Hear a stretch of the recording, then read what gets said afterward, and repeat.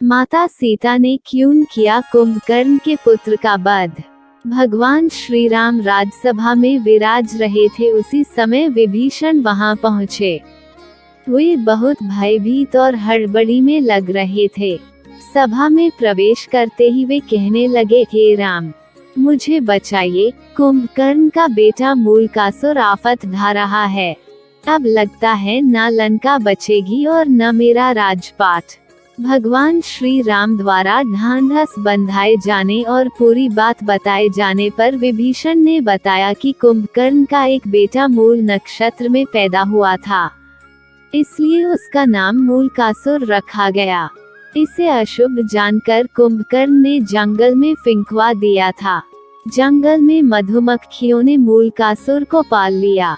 मूलकासुर बड़ा हुआ तो उसने कठोर तपस्या करके ब्रह्मा जी को प्रसन्न कर लिया। अब उनके दिए वर और बल के घमंड में भयानक उत्पात मचा रखा है। जब जंगल में उसे पता चला कि आपने उसके खानदान का सफाया कर लंका जीत ली और राजपाट मुझे सौंप दिया है, वह भनाया हुआ है। भगवान, आपने जिस दिन मुझे राजपाट सौंपा उसके कुछ दिन बाद ही वह पाताल वासियों के साथ लंका पहुंचकर मुझ पर धावा बोल दिया।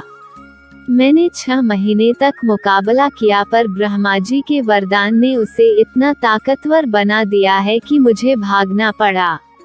अपने बेटे, मंत्रियों तथा स्त्री के साथ किसी प्रकार सुरंग के जरिए भागकर यहाँ पहुँचा हूँ। उसने कहा कि पहले धोखेबाज भेदिया विभीषण को मारूंगा, फिर पिता की हत्या करने वाले राम को भी मार डालूंगा। वह आपके पास भी आता ही होगा। समय कम है, लंका और अयोध्या दोनों खतरे में हैं। जो उचित समझते हो तुरंत कीजिए। भक्त की पुकार सुन लक्ष्मण सहित सेना को तैयार कर पुष्पक यान पर चढ़ लंका की ओर चल पड़े। मूलकासुर को श्री रामचंद्र के आने की बात मालूम हुई। वह भी सेना लेकर लड़ने के लिए लंका के बाहर आ डटा। भयानक युद्ध छिड़ गया। 7 दिनों तक घोर युद्ध होता रहा। मूलकासुर भगवान श्री राम की सेना पर अकेले ही भारी पड़ रहा था। अयोध्या से सुमंत्र आदि सभी मंत्री भी आ पहुँचे। हनुमान जी संजीवनी लाकर वानरों, भालुओं तथा मानुषी सेना को जिलाते जा रहे थे। सब कुछ होते हुए भी पर युद्ध का नतीजा उनके पक्ष में जाता नहीं दिख रहा था। भगवान चिंता में थे। विभीषण ने बताया कि इस समय मूलकासुर तंत्र साधना करने गुप्त गुफा में गया है। उसी समय ब्रह्मा जी वहां आए और भगवान से कहने लगे, रघुनंदन, इसे तो मैंने स्त्री के हाथों मरने का वरदान दिया है। आपका प्रयास बेकार ही जाएगा। श्री राम, इससे संबंधित एक बात और है, उसे भी जान लेना फायदेमंद हो सकता है। जब इसके भाई बिरादर लंका युद्ध में मारे जा चुके, तो एक दिन इसने मुनियों के बीच दुखी होकर कहा, चंडी सीता के कारण मेरा समूचा कुल नष्ट हुआ। इस पर एक मुनि ने नाराज होकर उसे शाप दे दिया, दुष्ट, तूने जिसे चंडी कहा है वही सीता तेरी जान लेगी। मुनि का इतना कहना था कि वो उन्हें खा गया। बाकी मुनि उसके डर से चुपचाप खिसक गए। तो हे राम, अब कोई दूसरा उपाय नहीं है। अब तो केवल सीता ही इसका वध कर सकती हैं।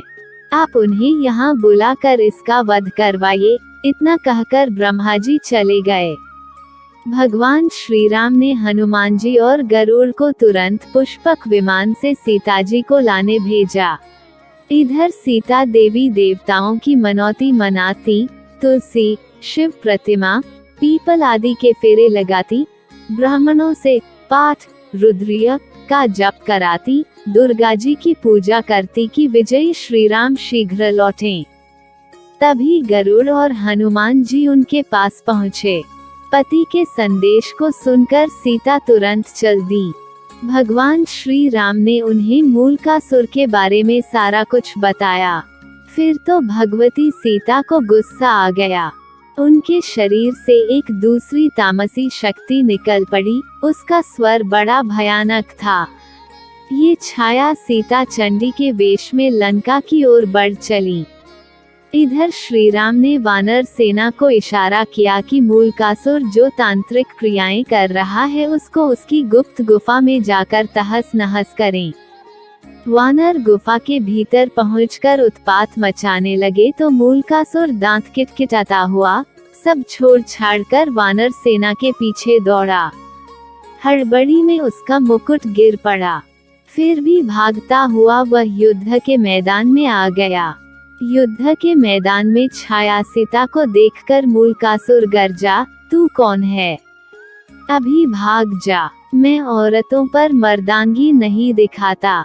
छाया सीता ने भी भीषण आवाज करते हुए कहा, मैं तुम्हारी मौत चंडी हूँ। तूने मेरा पक्ष लेने वाले मुनियों और ब्राह्मणों को खा डाला था, अब मैं तुम्हें मारकर उसका बदला चुकाऊंगी। इतना कहकर छाया सीता ने मूलकासुर पर 5 बाण चलाए। मूलक ने भी जवाब में बाण चलाए।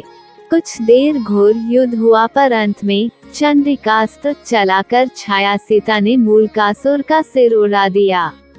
वो यह 6 लंका के 8 दरवाजे पर जा गिरा। राक्षस हाहाकार करते हुए इधर उधर भाग खड़े हुए।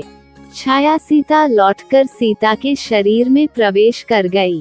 मूलकासुर से दुखी लंका की जनता ने मां सीता की जय जयकार की और विभीषण ने उन्हें धन्यवाद दिया। कुछ दिनों तक लंका में रहकर श्री राम सीता सहित पुष्पक विमान अयोध्या लौट आए। अगर आपने हमारे चैनल को सब्सक्राइब नहीं किया है तो सब्सक्राइब कर लेना और कमेंट बॉक्स में जय श्री राम जरूर लिखना, आपकी हर मनोकामना पूरी होगी।